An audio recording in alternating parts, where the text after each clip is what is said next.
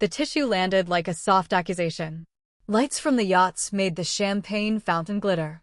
Laughter rolled over white linen and silver trays. Emma's voice sliced through it, sweet and brittle, and when she handed Rachel the tissue, the room laughed with her as if it were a private joke. Rachel accepted it with two practiced smiles, folded the tissue into her clutch, and let the warmth of the room wash over her like something she'd never be allowed to keep. Marina Bay's dusk breathed salt and diesel into the air. Rachel's dress was a quiet navy, a nod to the ocean that paid her rent and kept her awake at night, while Emma's sequins stole the light like a lighthouse claiming every beam. Guests leaned toward Emma the way tide pulled at piers, familiarly, predictably. Rachel could have left then. She could have melted into the night in her sensible shoes, returned to her studio that smelled of seaweed and coffee, and sunk into the small, steady life she'd carved. Instead, she stayed, folding anger into a small, efficient plan the way she folded research notes into waterproof cases. Emma didn't know that Rachel had recently received a message that changed everything, an acceptance, funded, backed, public, of a coral restoration proposal Rachel had almost stopped believing in. It arrived in the middle of a midnight tide, written in the clipped, professional voice of an older scientist who had seen oceans die and felt urgent hope. "We want you to lead this." The email had gone unread 6 hours as Rachel simply held her phone and let the words burn in the dark. It felt ridiculous and fragile and brilliant all at once, like a small, improbable life raft. On the balcony, a string of guests photographed Emma against the harbor. One of them raised a champagne glass and said, "To our perfect Emma." The word hung in the humid air, as precise and as hollow as sea glass. Marcus stood a careful few feet away, unobtrusive in a weathered blazer, laughing as if the conversation didn't require him to be anything more than pleasant. He looked unremarkable only to those determined to wish away the parts of people that didn't fit their script.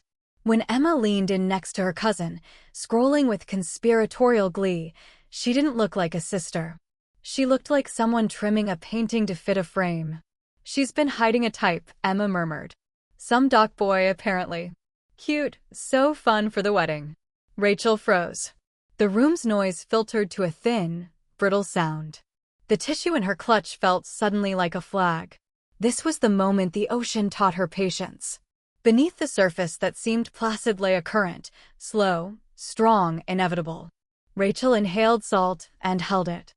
She watched Emma plan for centerpieces, for photographers, for the exact tone of satin in a bouquet, and she felt something in her chest, less rage now and more a strange, steady attention.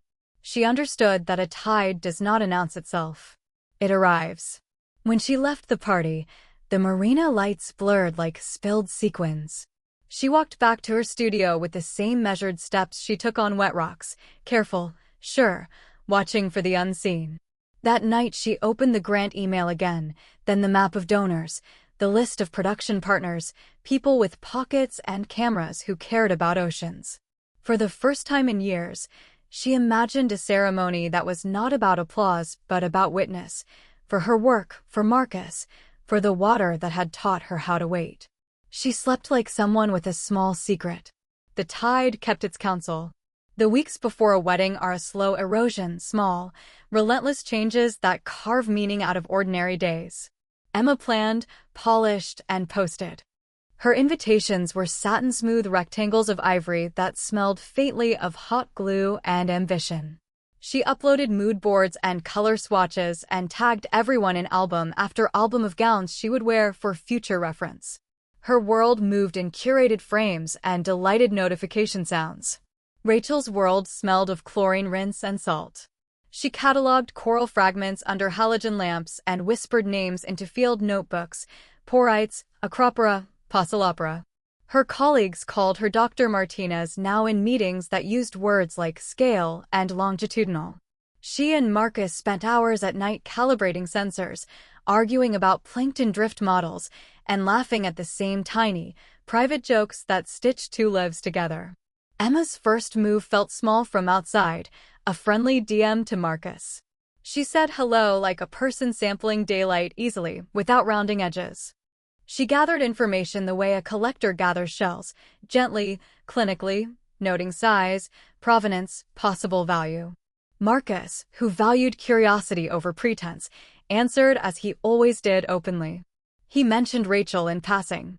Emma filed the detail away and reshaped it, a story that fit her script better.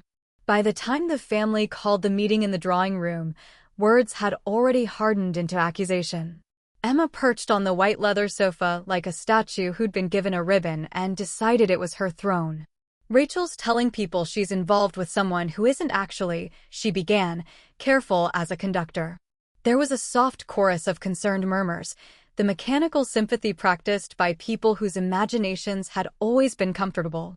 It was not a loud moment. It was a paper cut of distrust that left a hand raised to the throat. Rachel sat very still, fingers threaded through one another. Marcus looked at her like a question, sharp, utterly sincere. When she spoke, she was not loud, she was precise. "We live together," she said. "Not we used to, not we're sort of, but a clause with roots, a domestic fact, a shared lease." The smell of Marcus's wet jacket draped over her chair. Silence settled then, not accusation, but the weight of a truth that didn't fit what anyone expected. Their parents' faces rearranged themselves into an expression Rachel had learned to read as disapproval that could be softened into pity. Emma's laugh at the phone later was small and bright and dangerous. She loved being center, she always had, but this was more. The thrill of influence, the sensation of arranging other people's lives like decorations in a room that always happened to reflect her own reflection. Rachel watched.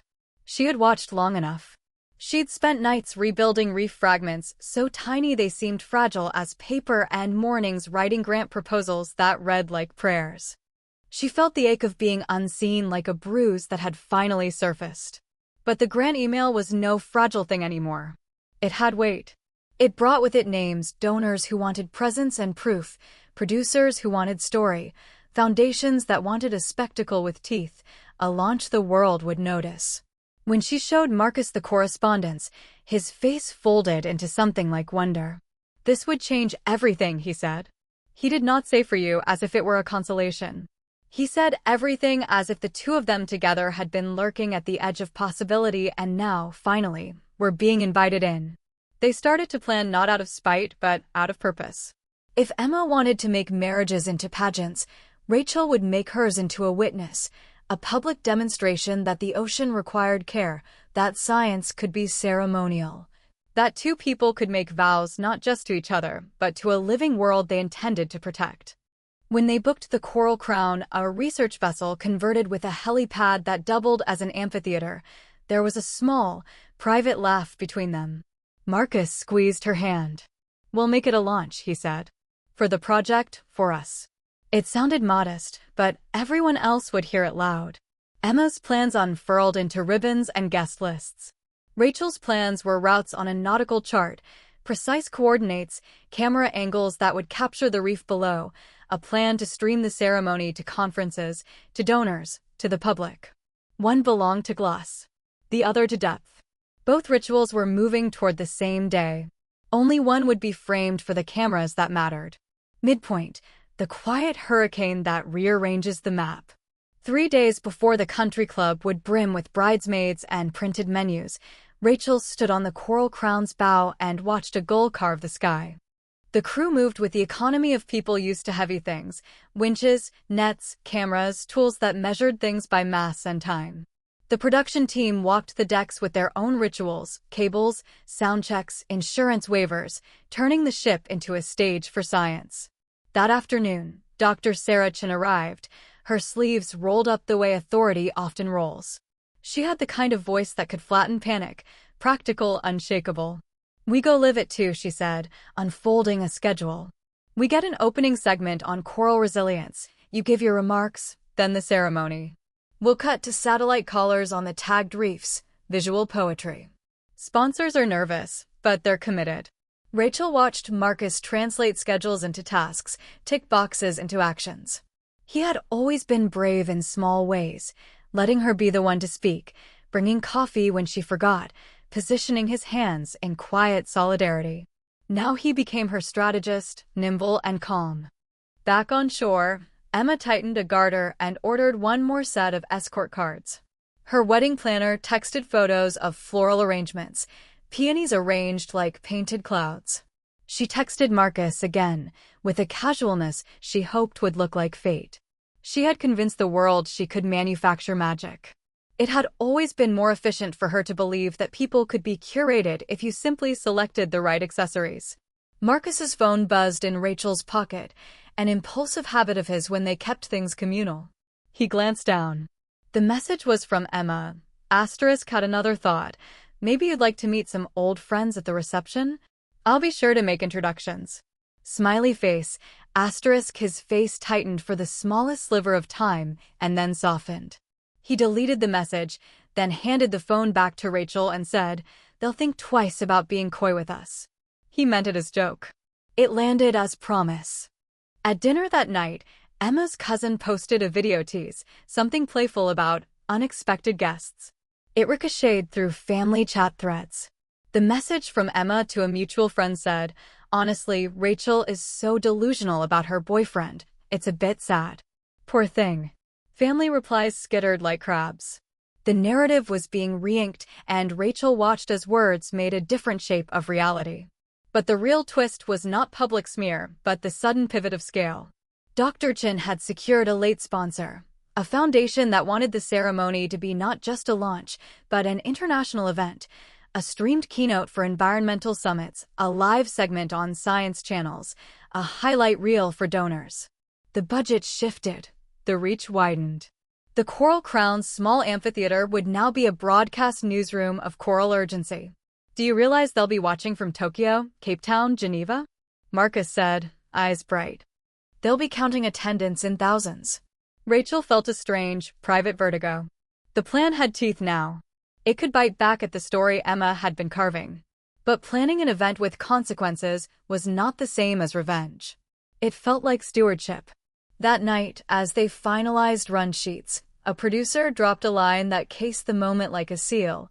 "We're scheduling the live broadcast for the same afternoon as Emma's ceremony." The producers asked for it intentionally, two cultural rituals, side by side. It'll make a statement about priorities. The words sat between them like a live wire. Rachel looked out at the dark water, at the tiny pinpricks of other yachts like spent stars. She imagined two ceremonies running on parallel tracks, one ornate and private, one public and purposeful, and felt the pressure that comes with a lever. If she pulled it, family pride would fray. She would be accused of theft. She would be accused of spite. But the tide doesn't ask permission when it reshapes a coastline. It moves with the logic of physics and will. Rachel listened to that logic, hearing in it not finger-pointing but a possibility, that a life built by small, steady acts could suddenly have an audience. She put her hand in Marcus's. "We do it," she said. The word fit like a final stitch. He squeezed back, and the ship hummed underfoot with the coming of cameras and attention. Somewhere on the shoreline, a dressmaker pinned the last roses on a bouquet. Two rituals overlapping. They were about to see what would happen when quiet competence and curated spectacle collided. The morning arrived with a wind that smelled of reef and opportunity. Crew members moved like ants along the deck, securing lights and coaxing fiber-optic cables into places that would translate depth into image. The Coral Crown's underwater windows steamed with life. Cameras dangled like careful jellyfish, capturing fragments of a world that rarely posed for applause. Rachel woke early and did what she always did before big dives, checked her gear, reviewed her notes, and breathed with the slow precision of someone who trusted procedure. Her hands were steady, her heart a living metronome. Marcus made coffee that tasted like ground plans and sea. He handed her a cup with more love than any family's approval had ever given. Back at the country club, Emma practiced a smile that could outshine any chandelier. She watched social media like a person who measured worth in reactions. Her bridesmaids fussed and fluffed and cooed and rehearsed surprised faces. Around them, a machine of polite consumption whirred, vendors finalizing, florists whispering, a DJ running through key songs for entrances. At noon, Emma called her mother. "Everything's perfect," she said in a voice honed to perfection. But then she added, quietly, "Can you please make sure Rachel doesn't do anything weird? Mom, she has a history." Her words were small and sharp, an attempt to preempt an audience into sympathy. The family could always mobilize the narrative they preferred because they had long practiced doing so. On the Coral Crown, technicians checked the live feed. Producers repeated cues into headsets: cut to bride at 3, pan left on reef, lower third, coral restoration launch. The ship felt like a living editor. Every camera a sentence, every cut a verdict. Donors occupied a front row that smelled faintly of citrus-scented hand sanitizer and trust. Rachel's first vow draft was not about one person alone. She had written it in the margins of lab reports, in the spaces between coral taxonomies and grant budgets. It read like a promise to the living world: "I vow to listen to the ocean when it speaks, to return what we have taken, to honor the deep lives that sustain us." It felt strange and perfect, like putting a lighthouse in a poem. At 1:30 p.m., Emma's planner texted a photo of the aisle, full of rose petals making an extravagant river. Emma posted it with a heart emoji and the caption, "Counting down to forever." The post began picking up emojis like shells on a net. 15 minutes to air, the producer on the Coral Crown ran a final check. "We're getting high traffic," she said, voice calm. "The hosts in Geneva want you to address climate adaptation, specifically keep it technical, keep it optimistic." Rachel nodded, absorbing the instruction like a diver adjusting to pressure. She tightened the strap on her dress, not out of vanity, but in the way engineers check fastenings. On the pier, a family car idled, and Rachel's father paced with his phone. He'd heard rumors, snippets from friends, a forwarded video clip, and curiosity pulled him like a tide. He had always loved Emma's declarations. They fit a tidy life he could understand. But there was something else pulling him now: the human need to witness. "Are you sure you want to push this?" Marcus asked once more, voice low. He had become not just partner but co-conspirator, thinking several moves ahead like someone plotting a difficult rescue. "We're doing this because it matters," Rachel said. "We're not performing to hurt anyone. We're showing up for work that saves things people assume will outlast them. If anyone is offended, that's their problem." Her tone was not callous, it was resolute, the clear voice of someone who had spent years swapping sarcasm for steady labor and had finally been offered an amplifier. As the clock slid to broadcast time, text signaled, lights adjusted, and the captain gave them the nod that meant the sea and the machine were aligned. Marcus took Rachel's hand with a calm thicker than any speech she would give. The feed went live. The Coral Crown's bow became a small altar for care, and the ocean sat, patient and glimmering, as if leaning in to listen. When the cameras rolled, silence folded like a curtain. The live stream opened with a wide shot, the Coral Crown afloat like a white promise against a blue beyond, and quickly tightened to Rachel as she stepped forward. The frame captured the light on her face, the wind tugging a stray ribbon. Weeks of small decisions condensed into the next 4 minutes. "You are seeing this at a time when reefs across the world are shrinking," Rachel began, voice level, anatomical, a scientist's cadence softened by human fire. "This project isn't about fame, it's about repair." She kept her eyes on the producer's signal, but her meaning was a compass directed at a deeper shore. She spoke of coral, of symbiosis, of donors who would have to choose the sea over a show. She spoke with the authority of someone who had pushed pieces of living things back into life. Emma's ceremony had started a half-hour later, but social media's appetite meant viewers hopped between streams. A notification buzzed on a bridesmaid's phone, then another. The country club's crowd glanced at bright screens. Emma, primed at the altar hours before, learned in real time the breadth of attention shifting like shoals of fish. As Rachel and Marcus exchanged vows, simple, deliberate promises to support each other and the work, they slid rings onto fingers that bore faint traces of coral stains and tiny silicone burns from experiments. Captain Maria Santos performed the ceremony in a voice that sounded like the low, authoritative tide. "May your vows be true to the depths you love." Behind Marcus, cameras captured a breaching whale in the far distance, as if the sea itself were applauding. At the moment she said, "I do," Rachel felt the strange economy of the world tilt. Viewers who would never have clicked on a lab paper now watched a live demonstration of devotion and duty. Dr. Chin stepped forward with an oversized check. The camera caught the number and then the faces of donors, their smiles collapsing into an expression Rachel read as recognition, slow, awkward, satisfying. Then the first calls came in. A clip of Rachel's vows landed in the family chat, shared, reshared, paired with stunned texts. Her mother's voice wobbled on a call Rachel could hear through the crew's chatter. "Sweetheart, are you really?" Emma's shriek, half disbelief, half fury, rose like an alarm. "How dare you on my day, this is cruel." Marcus's hand found Rachel's, fingers interlaced like anchors. He looked at her as if reading new coordinates. "We did good," he whispered. It wasn't boastful, it was grateful and true. Across the water, Emma's planner barked directions to silence notifications. Her father scrolled with a hand that trembled.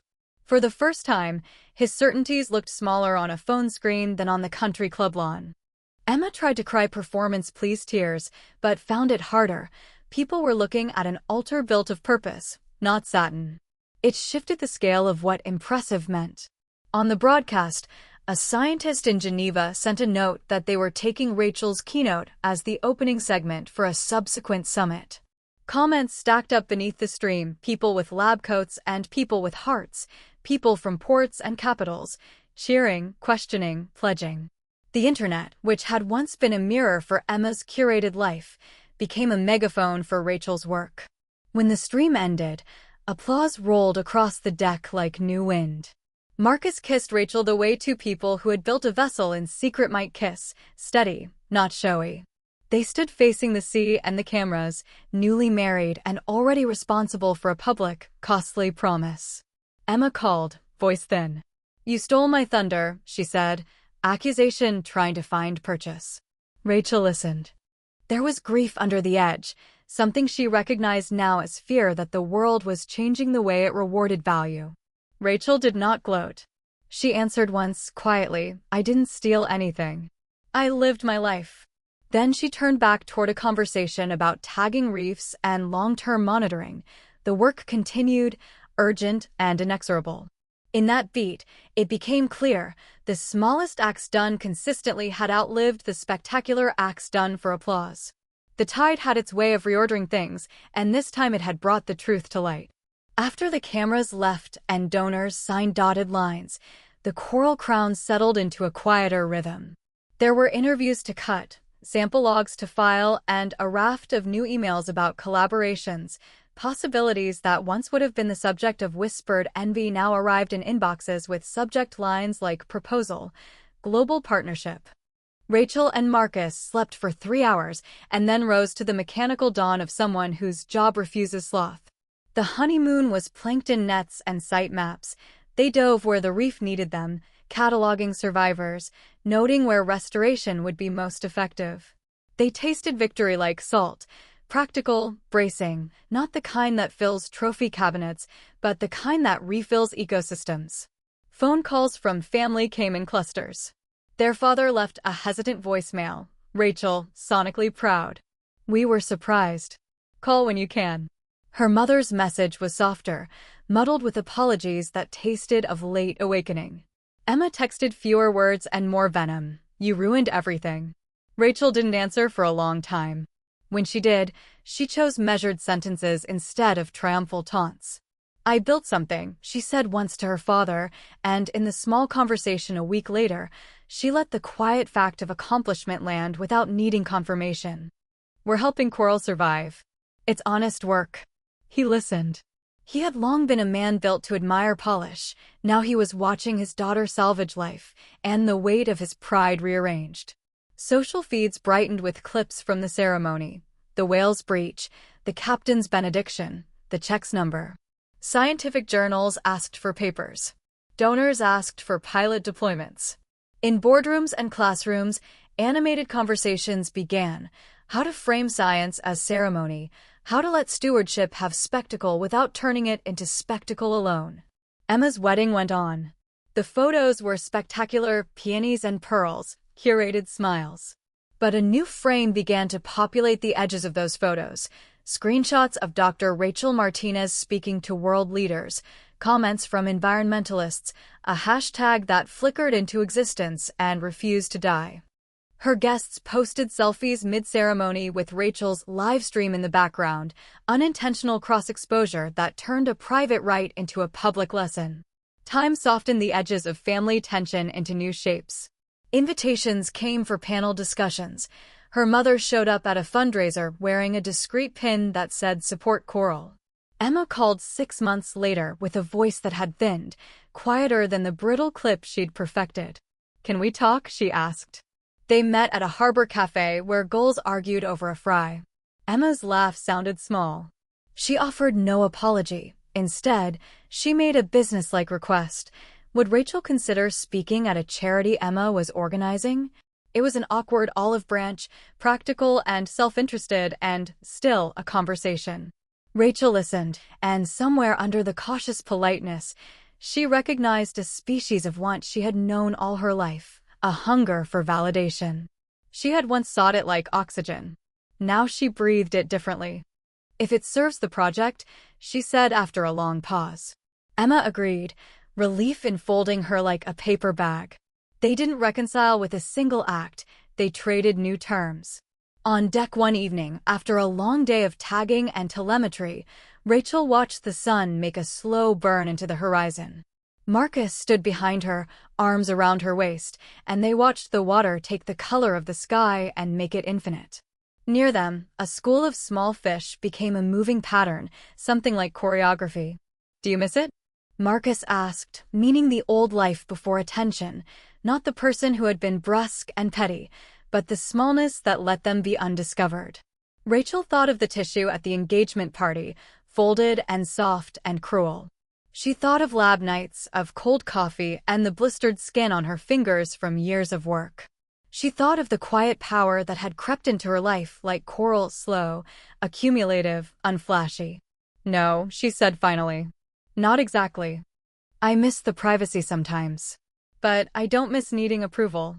She leaned into his chest, and the sound the ship made was the slow, contented creak of something well-constructed. The project's first field report arrived with graphs and hopeful data. A small patch of reef that months ago had been gray now showed sprouting polyps. The team cheered as if for a baby's first steps. It was modest and miraculous. Rachel posted once more, not a plea or a victory lap, but a simple photograph, her hands, cupped and full of ocean water, the tiny, bright sparkle of plankton suspended like confetti. The caption read, "We showed up. We'll keep showing up." Comments arrived, gratitude, disbelief, a few cold jabs from those who always preferred sheen. Rachel read them all, then closed the app. When the harbor lights blinked on, she tucked her phone away and watched the water reflect them like a map of new possibilities. She had turned being underestimated into the leverage she never knew she had. The family's opinion hovered like a weather report, sometimes stormy, sometimes sunny, but no longer the tide that shaped her shore. She had a husband who knew the coordinates of her heart, a career that demanded competence and humility in equal measure, and a life that would likely be judged on paper and policy rather than satin and applause. That was enough. If revenge had been the initial current, sweet and hot, the final truth was cooler and purer. The best response to smallness was to become vast in the only way that mattered, by building things that outlast attention. The tide went on. Rachel dove back in. End.